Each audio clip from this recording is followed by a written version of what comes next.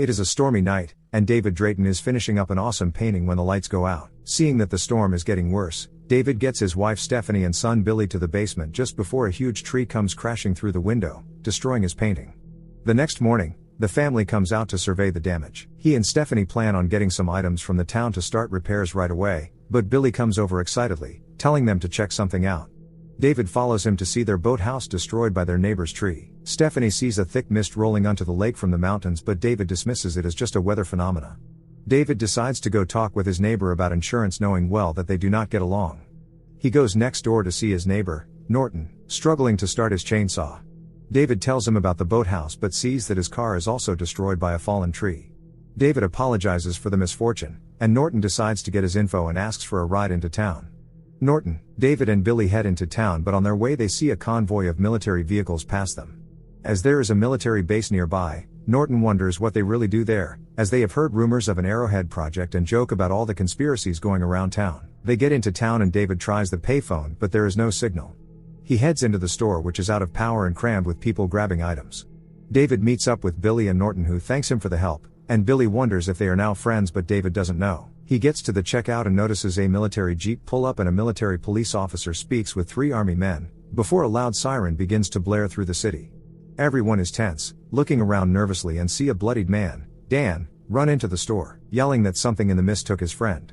He tells them not to go outside, but one man runs out trying to get to his car as a thick mist rolls into the parking lot. They hear him scream and hurriedly lock the door, wondering if they're under attack when the earth begins to shake, sending debris falling everywhere. When the rumble stops, they try to calm down, and one woman, Mrs. Carmody, tells them it is the end of days. Another woman wants to leave to get to her children, asking anyone around for help, but no one is willing to help as she cries that her baby is only 8 and alone. Realizing that no one is going to help her, she steps out into the fog and disappears. Billy is distraught and in tears as David tries to calm him down, and he later rests, while David chats with the others. David decides to grab a blanket for Billy and leaves him with some women, before overhearing Norton planning with a few people. He gets to the loading dock and sees the generator burned out and shuts it off. He stumbles around in the dark until he hears something pushing against the shutters, trying to get in. David runs back into the store, telling a few men about the noise he heard. The guys, Ollie, Jim, Myron, and Norm, head to the back to find out what David heard. Myron fires up the generator and realizes that the exhaust vent is blocked from the outside, so Norm decides to go out and clear it. David tries to tell them that it is a bad idea, warning them that something might get in, but Jim tells him that he probably heard nothing and decides to open the shutter. The shutter opens, revealing the thick fog, and as they laugh at David, a tentacle grabs Norm and tries dragging him outside. David tries to help him when the tentacle reveals barbs and begins to rip at Norm's skin.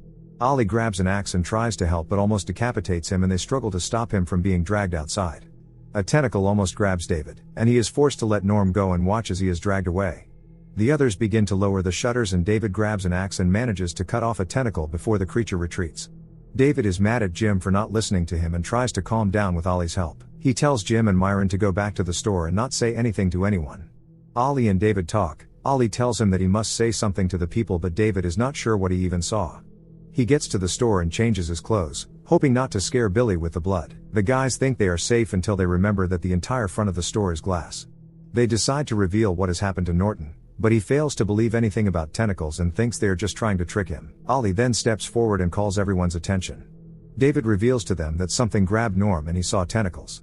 They think he is lying, but David brings a few of them to the loading dock to see the massive tentacle, which begins to dissolve into goo. They return to the store to warn everyone. Later, the people band together to barricade the windows while in the bathroom. Mrs. Carmody is praying that God works through her to save only those who are worthy, while the others can burn. Another woman, Amanda, comes in, interrupting her. Amanda tells Mrs. Carmody that if she is scared she can talk to her, but Mrs. Carmody is a Karen, and tells her that her only friend is God. Inside the store, Norton convinces a few people to come with him to find a rational solution, while Mrs. Carmody is on a rant about being in the end times, and Jim has had enough and wants to punch her but is stopped. Karen continues her rant, telling them that God needs his payment in blood, but Amanda smacks her.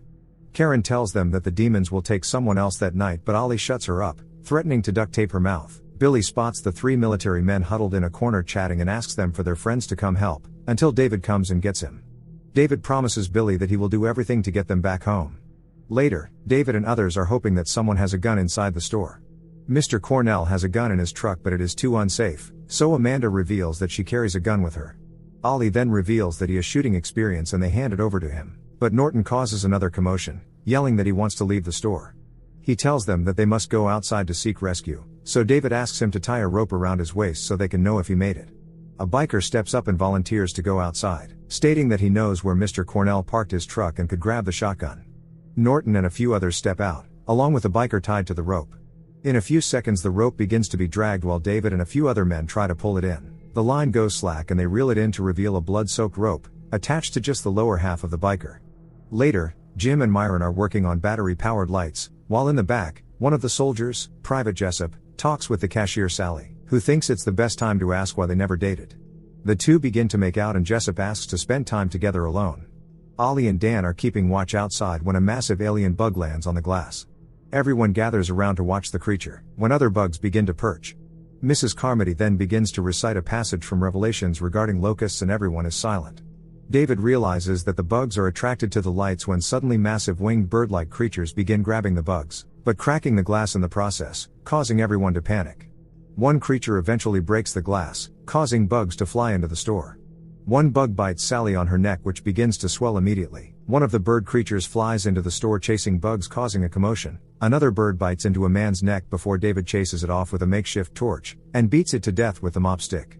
In the commotion, a bug lands on Mrs. Carmody, but flies away without biting her as others look on. Ollie is able to corner the second bird and with a well-placed shot, take it down before it could harm Billy. After the attack, David looks down at a dead Sally with a swollen neck. A woman steps forward, telling him that Mrs. Carmody was right all along, as the creatures did attack at night and killed someone. During the commotion, one man happened to set himself on fire trying to help, and David realizes that he will die soon if they do not get him medicine. He plans with Ollie, Dan, the store manager and others to run to a pharmacy next door to get him some help. They bring Amanda in on the plan and David reveals that he wants to leave the store and drive south as far as the tank can take them. Amanda is doubtful of the plan but David adds that Mrs. Carmody is a growing danger, as she is convincing people to join her side. Billy is in tears hearing his father's plan, and begs for him to stay in the store. He hands Billy over to Amanda and announces his plan to the people in the store. Mrs. Carmody confronts them, telling everyone that David will lead the creatures back to the store before an old woman, Irene, shuts her up with a can of peas. Joined by Private Jessup, the group armed with knives and axes make their way through the thick fog. They get to the pharmacy and begin to stack up on meds. Dan then hears something and they look up to see humans captured in thick webs. Something grabs Jim and he turns to see the military police officer stuck to a post, mumbling that it's their fault. Suddenly, baby creatures begin to burst from his skin. They are then surrounded by alien spiders that shoot corrosive webs at them. One man is caught by the web and it burns through his pants and skin.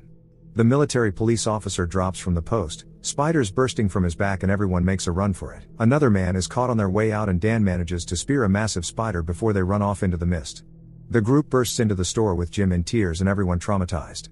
Later, Mrs. Carmody preaches to a growing group of people including Jim, screaming about paying their debts to God.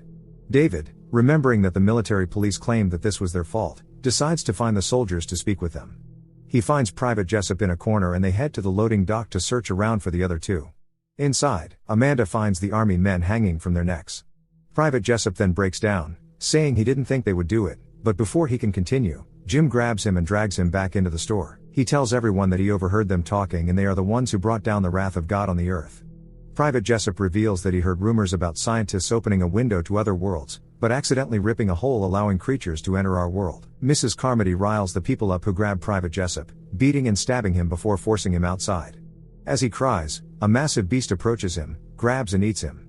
The next day, David and a few people try sneaking out of the store, but Mrs. Carmody is waiting for them along with her large group. She preaches that David and his group mock them and their God.